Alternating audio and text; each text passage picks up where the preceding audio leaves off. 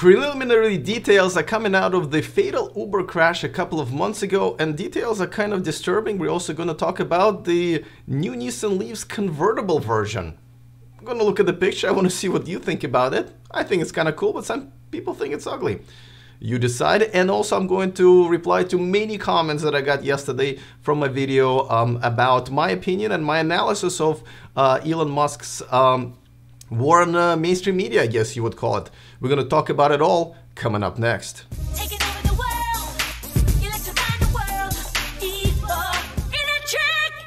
Welcome to those of you who are watching me on Patreon live right now. As you can see, you guys are hanging out already. Thank you so much for supporting the show. And for those of you watching me in replay on YouTube, welcome as well. Please consider subscribing so you don't miss anything moving forward. Just wanted to quickly remind you about the upcoming schedule. Tomorrow, the CEO of Automobili Pininfarina, Michael Pershke, is going to be here. We're going to discuss the very first Pininfarina really cool sports car coming up, unveiling at the end of August.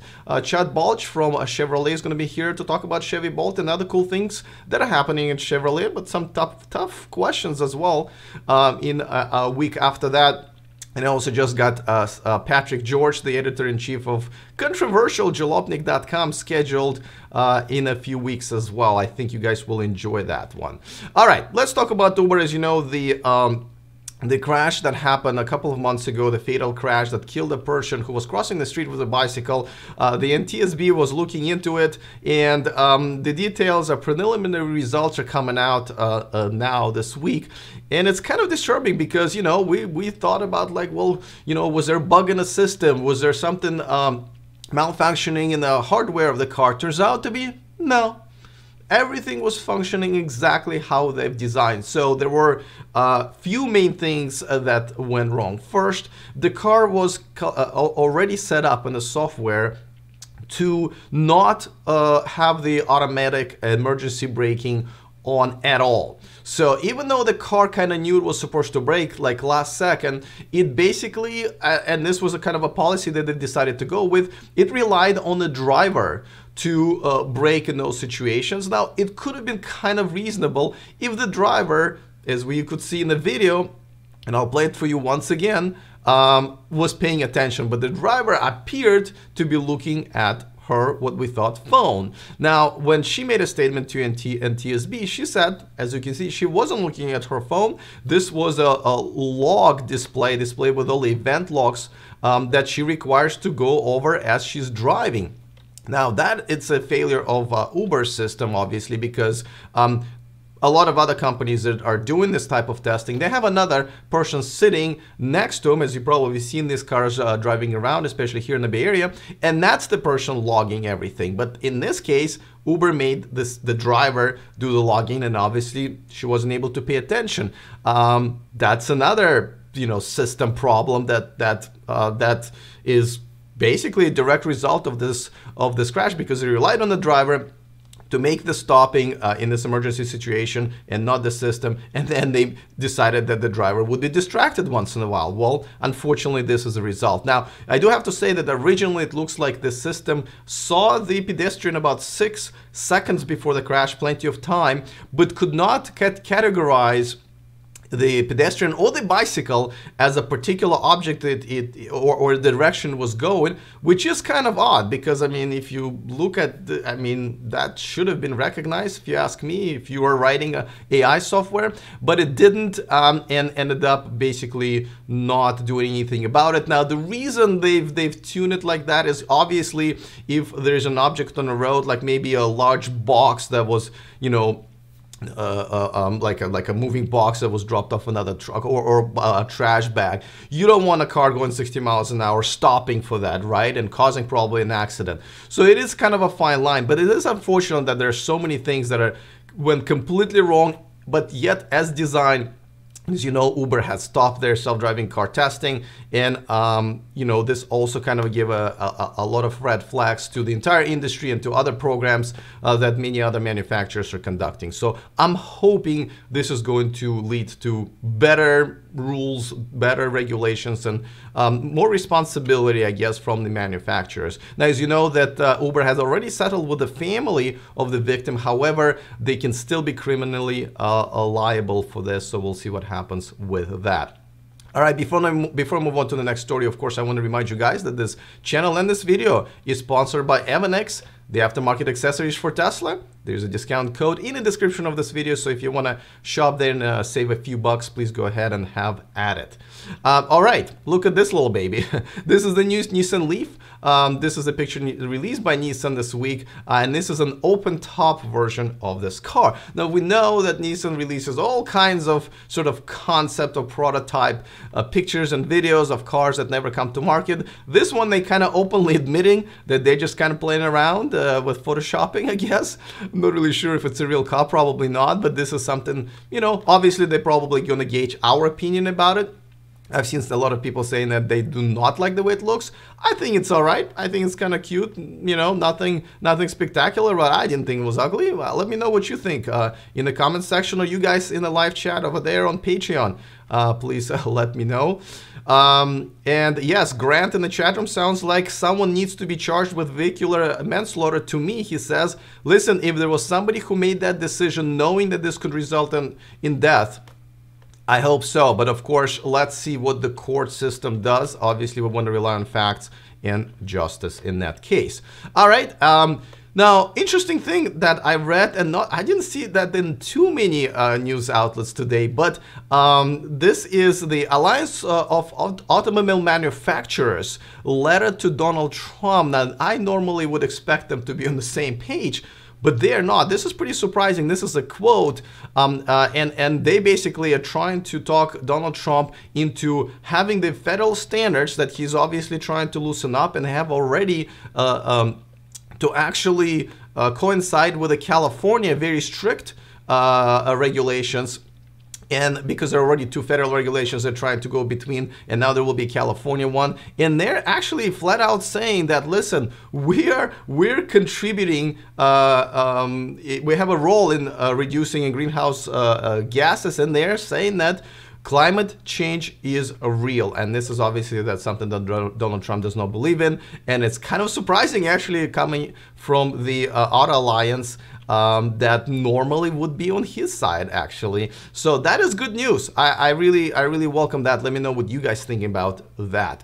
All right, let's move on to a hot topic. Obviously, yesterday I discussed, you know, what happened on Twitter with Elon Musk kind of attacking a lot of mainstream media and making some statements that I didn't think was very helpful. And I, you know, as a fan of Elon Musk, somehow that kind of gets lost in a shuffle every time I do any kind of a challenging story for him. And by the way, let me just be very clear. Every time I do any type of a challenging or even negative story about Elon Musk, I lose subscribers. So it is in my interest to never talk badly about Elon Musk. However, I do believe that I need to speak the truth that I think and open it up to you guys. So if anything, I appreciate, and I'm glad those comments were there in the comment section as well, that I am truly trying to stay as independent as I can and have my opinion both ways. Now, I always will be an electric car and green energy movement supporter. So whenever I have some criticism, I think it's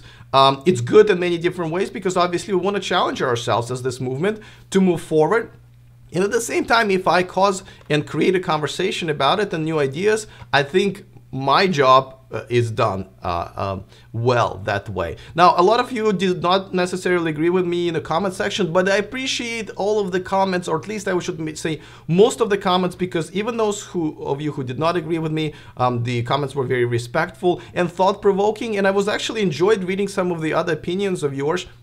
And a lot of times I do try to understand a little bit better, maybe adjust my opinion based on what some of your opinions that are well phrased and well put together are, and I love reading them. So thank you for staying mainly civil and having so many great ideas. But let me address three things that maybe I did not make very clear, and that's probably my bad. Now, first of all, Elon has continuously attacked he attacked media, and that's my problem, is media is all of us, right? But okay, I guess he's attacking mainstream media, but I'm sure you guys all have heard this phrase, there is no bad publicity, right? For the last 10 years, the mainstream media has been giving a lot of coverage to Elon. Mainly it was good, if you ask me, actually. And yes, some of it was bad and a lot of it was unjust. For example, when they were covering that crash that happened, had nothing to do with Tesla. And yet, because it was in Tesla and people died, they decided to phrase it like it was somehow Tesla's fault, while over 40,000 people die in crashes every year. And a lot of people say, well, it doesn't get covered. Well, two things. First of all, they do get covered by your local media. You can turn it on almost any day. You will see that their crash is being covered every day. And most of those channels are owned by mainstream media like NBC, CBS, and so forth. So they do get covered. Now, at the same time, Elon became a celebrity and Tesla had became a very hyped up brand, right? Because a lot of media coverage, good and bad, and really, this just comes with the territory. And I guess that was my point, is that, listen, don't buy the hand that feeds you. Any type of publicity is good. If you see an article that's unfair to you or to your company, the best way to fight it is not to get personal or get upset. I think the best way to fight it is with countering it with facts, right? The best way to promote the truth and fight the fake news is with the truth, and that's what I encourage Elon to do. I rather have him see those type of tweets than kind of personally attacking people or media in general, which makes it look, look how many more negative articles came out today from media outlets that are normally supportive of Elon and normally wouldn't have even had part of it, and now there are negative articles towards him, and I think it's damaging the cause of our community. So it's definitely something that I wish he could change a little bit. Grant in the chat room says, yes, but there's almost never a mention of what car it is. Yes, but I think overall, the fact that the cars catch on fire and get in accidents does get covered. And when they're shown on television, you obviously can see what kind of car it is, which most of the time is a gas car. But yes, just like I said, don't misunderstand my point. There's a lot of unfair coverage about Tesla, more than about any other cars combined, probably. I'm just saying it could be handled better with the truth. Another point I wanted to make is that, unfortunately, it makes it look like, maybe it's not Elon's intention, but it does make it look like he believes that anybody who says anything negative about Tesla or him in particular is this media that's fake news, and that's not really true, right? There are some, you have to admit that no company is perfect. Tesla has grown very quickly. It's a big company now. There are some challenges, there are some issues that media does and should cover, and some of them do a pretty good job at. So I really don't like the notion of the fact that if you say something against Tesla, that automatically you're fake news. As a matter of fact, as Elon has this sort of Twitter marathons, a lot of times his replies very commonly are very commonly often to the people, the YouTubers and bloggers who are technically paid by Tesla, right? Whenever you get a free set of wheels all the way to a free Roadster, you're getting paid by Tesla for promoting them. By the way, myself included, I've won some prizes in the referral program, right? But a lot of those YouTubers who are getting the free Roadster, getting more stuff from Tesla, somehow they're getting a lot of replies and attention from Elon. So basically what it makes it look like, oh, so when the media is getting paid by automobile industry, that's fake news. But if the media is getting paid by the right people, which is Tesla, then that's great. That's great coverage. And I think that, that's just a little bit of a double standard that I disagree with. The last one thing is, obviously about this whole Pravda thing, which means truth in Russian. I should know. I speak Russian fluently and read that newspaper myself a few times when I was younger and still living in Russia.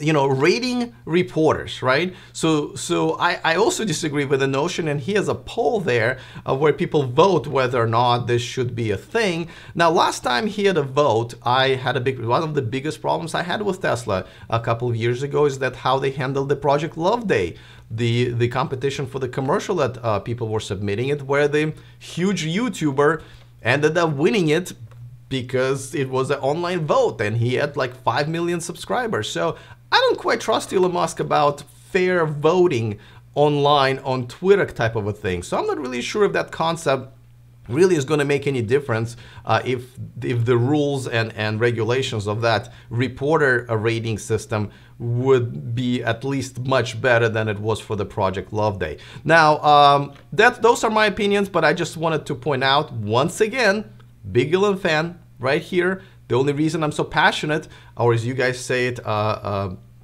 forget what the words, all disturbed and bothered about it, is because I really want him to succeed. And I actually think what he's been doing lately is actually taking the focus off of the main thing that we're trying to do, which is a lot of great news, not just in electric car movement in general, but with Tesla finally in particular. Great news. I think every week I cover something very, very positive. This week, every day I've covered something very positive about the success of Tesla Model 3 this week. So I think it's a distraction. I think it might damage overall movement and the perception of electric cars and Tesla. So that's why I'm very passionate about it. But I can't wait to read more of your comments. Thank you so much for staying objective and mainly respectful in the comment section. I am perfectly fine with you guys disagreeing with me, and it does help me shape my opinion and shape my show as I continue doing them. So thank you so much for that. And thank you so much for those of you guys who are watching on Patreon and commenting live. If you want to support me there, patreon.com/E4Electric. All right, guys, tomorrow my interview, and on Sunday I'm going to be covering my event that I went to for the BMW in the United Kingdom. So other than that, I will see you guys next time, and remember to stay charged.